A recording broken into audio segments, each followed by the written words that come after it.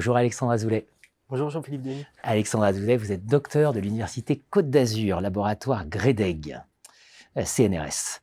Breaking the mirror to face digital convergence, the role of selective mirroring in the trade-off between value creation and capture mechanisms. Alors ça, on est typiquement dans le titre de papier académique.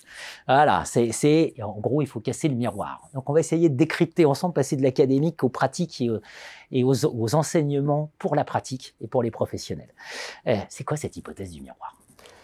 Alors, l'hypothèse du miroir prône un principe assez simple. Les organisations ont tendance à se structurer en symétrie des systèmes techniques qu'elles développent. Donc cette hypothèse peut s'entendre à la fois d'un point de vue interne, donc l'organisation de l'entreprise, d'un point de vue externe, les relations entre l'entreprise et ses partenaires, mais aussi plus largement d'un point de vue industriel. D'accord. Donc globalement, l'idée qu'il y a derrière cette hypothèse, c'est qu'une entreprise peut agir sur l'architecture de ses produits, leur structure interne, pour influencer, optimiser l'organisation de ses activités. D'accord. Pour bien comprendre la portée de cette hypothèse, il faut en revenir au principe de modularité qui caractérise globalement les caractéristiques d'un système qui peut être décomposé en différents éléments relativement interdépendants.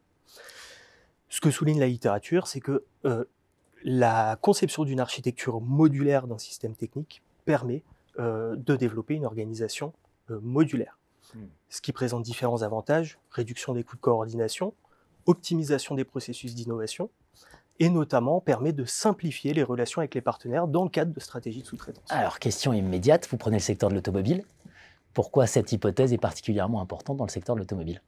Alors pourquoi? Parce que depuis la fin des années 90, les constructeurs automobiles ont misé sur la modularité pour développer des stratégies de sous-traitance et organiser de vastes réseaux de fournisseurs en externalisant le développement de certaines parties de leurs véhicules.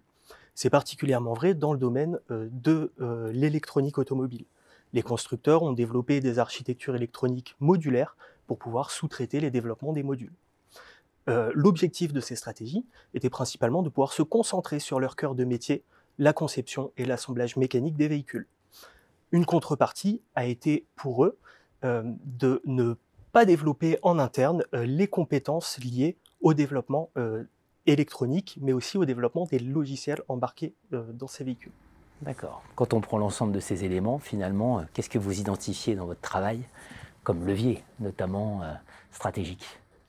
Alors, un élément important à noter dans le contexte actuel du secteur automobile, c'est la dynamique de convergence numérique. Donc on note la multiplication des fonctionnalités numériques dans les véhicules, notamment les aides à la conduite, les systèmes d'infodivertissement, les services de mobilité. On a tous en tête ça. Voilà, ce qui vient bouleverser en fait l'industrie et participe de l'entrée de nouveaux acteurs, typiquement les GAFAM. Donc ça pose un enjeu stratégique de premier ordre pour les constructeurs, qui est de reprendre le contrôle de leur logiciel. Il y a donc là véritablement un enjeu d'adaptation des constructeurs. Cet article se concentre sur l'analyse de la stratégie d'un constructeur qui brise progressivement le miroir, notamment dans l'organisation des activités de développement de ces modules électroniques.